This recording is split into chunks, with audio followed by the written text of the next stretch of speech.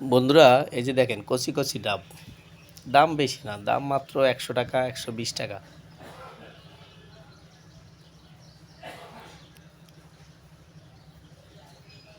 একেবারে কচি ডাব।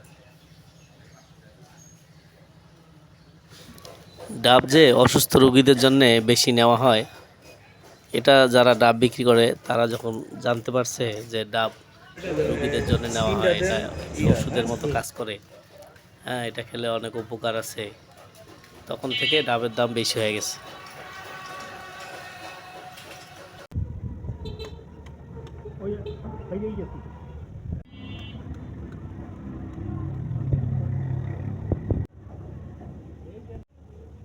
এলো ১২০ টাকা করে। হ্যাঁ,